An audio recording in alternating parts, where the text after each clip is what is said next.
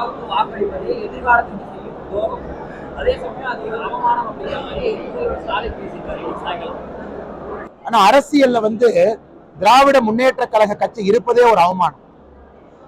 தமிழ்நாட்டிற்கு எப்ப மோசமான விளைவுகள் எல்லாம் வர ஆரம்பித்ததோ, எப்பொழுது திமுக 1967 ஆட்சிக்கு வர ஆரம்பிச்சாங்களோ அப்பதான் விஞ்ஞான ஊழல், குடும்ப ஆட்சி, கொள்ளையடிப்பது, பணத்தை சுருட்டுவது, வாக்குக்கு பணம் கொடுப்பது, இது போன்ற அகராதி எப்ப வந்துச்சுங்கன்னா திராவிட முன்னேற்ற கழகம் என்கின்ற கட்சி வந்த பிறகு. அதனாலதான் தந்தை பெரியார் அவர்களே திமுகவை கடுமையாக எதிர்த்தார். அவருடைய புத்தகத்தை எல்லாம் வாங்கி திமுக படிக்கணும். பெரியார் அவர்கள் திமுகவை பற்றி தன்னுடைய கடைசி நாட்கள்ல என்ன சொல்லி இருக்கின்றார்கள் இது முழுவதாக தெரிந்து இன்னைக்கு தனக்கென்று எந்த விதமான ஒரு எபிலிட்டி இல்லாம ஒரு பொம்மை முதலமைச்சராக செக்ரட்டரிங்க கையெழுத்து போனா இங்க கையெழுத்து, தலையை திருப்பினா திருப்பு, லெப்ட் திருப்பினா திருப்பு. அதனால இந்த முதலமைச்சர் அவர்கள் நரேந்திர மோடி அவர்களை பற்றி பேசுவதற்கு 1% கூட இவருக்கு தகுதி இல்லை என்பது தமிழகத்தினுடைய எல்லா மக்களுக்கும் தெரியும். அதாவது முதலமைச்சர் அவர்கள் இன்னைக்கு மக்களுக்கு என்ன சொல்லணும்? 33 மாத காலமாக அவர் என்ன செஞ்சிருக்கார்? பெண்களுக்கு பாதுகாப்பு வந்திருக்கா? தமிழ்நாட்டில் ஒரு பெண் தைரியமாக வீதியிலே நடக்க முடியுமா? இல்ல கோயம்புத்தூர் போற பெரும் நகரத்துல கஞ்சா இல்லை என்பதை உறுதிப்படுத்த முடியுமா? இத்தனை இளைஞர்கள் மாணவர்கள் இருக்கக்கூடிய ஊர்ல கஞ்சா புழக்கம் இல்லை, போதை கலாச்சாரம் இல்லை. வந்த பிறகு என்ன சாதனை பண்ணிருக்காருங்க? டாஸ்மார்க்க உயர்த்தி இருக்காரு, 50,000 கோடி தொற்றுச்சு.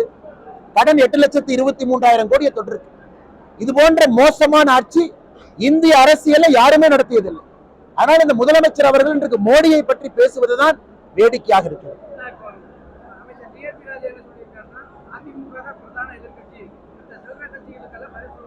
ஏற்கனவே சொல்லிட்டேன், பங்காளி கட்சிகள் ஒரு வார்த்தையை பயன்படுத்திங்க. களம் மாற மாற அவர்களுக்கு பயம் வருவது சகஜம்தான். பயம் எப்பொழுதுமே வரும். அவர் என்ன கோயம்புத்தூர் மக்களை சில்லறைன்னு சொல்றாரா? அதனால நீங்க டிஆர்பி ராஜாட்ட தான் போய் கேட்கணும்.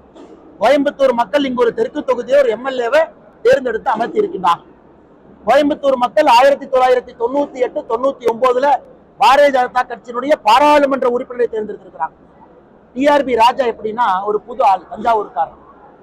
அவங்க அப்பா பணம் சம்பாதிச்சதை வச்சு மட்டும் அரசியலுக்கு வந்திருக்காரு. அவருக்கென்று தனித்திறமை 1, 2, 3 சொல்லுங்க. அவங்க அப்பா டிஆர் பாலு இல்லைன்னா, டிஆர் பாலு கொள்ளையடிக்காத பணம் இல்லை என்றால் டிஆர்பி ராஜா யாரு? இன்னைக்கு டிஆர்பி ராஜா ஏன் கோயம்புத்தூர்ல சுத்திட்டு இருக்காரு? அவர் அப்பா கொள்ளையடிச்ச பணத்தை கொண்டு வந்து கோயம்புத்தூர் மக்களுக்கு கொலுசும் அந்த இத்து போன டப்பாவும் கொடுக்குற வந்திருக்காரு. அந்த இத்து போன டப்பாவும் ஒரு கொலுசு கொடுத்து கோயம்புத்தூர் மக்களை விலைக்கு வாங்கி விடலாம் என்று டிஆர்பி ராஜா உட்கார்ந்திருக்காரா? கோயம்புத்தூர் மக்களை சில்லறை என்று சொல்லவும் ஆரம்பித்து விட்டார். அந்த அளவுக்கு தான் இன்னைக்கு அரசியல் நாகரிகம் இருக்கு. டிஆர்பி ராஜா இருக்கட்டும், உங்க அப்பா டிஆர் பாலு அவர்கள் வரட்டும், யார் வந்தாலும் கூட கோயம்புத்தூர் மக்கள் பீனிக்ஸ் பறவையை போன்றவர்கள். சுயமாக வேறு வேறு ஊர்ல இருந்து வந்து இந்த மண்ணில தொழில் தொடங்கி இந்தியாவுடைய முக்கியமான நகரமாக இந்த மக்கள் மாற்றி இருக்கின்றார்கள். கடின உழைப்புனா என்னன்னு தெரிஞ்சவங்க கோயம்புத்தூர் மக்கள், சுயமரியாதை தெரிந்தவர்கள், நேர்மையும் நாணயம் தெரிஞ்சவங்க. டிஆர்பி ராஜா போன்றவர்களுக்கு இந்த மண்ணில எப்பொழுதுமே இடம் கிடையாது. பணத்தை வச்சு கொஞ்ச நாள் அரசியல் பண்ணலாம். ஈசல் பூச்சி மாறி கொஞ்ச நாளைக்கு உயிர் இருக்கும். ஈசல் பூச்சிகளாக கோயம்புத்தூருக்கு திமுக காரங்க வந்திருக்காங்க. எத்தனை ஈசல் பூச்சிகள் வந்தாலும் கூட கோயம்புத்தூர் மக்கள் விரட்டடிக்க போகின்றார்கள். அதை நம்ம பார்க்கத்தான் போறோம்.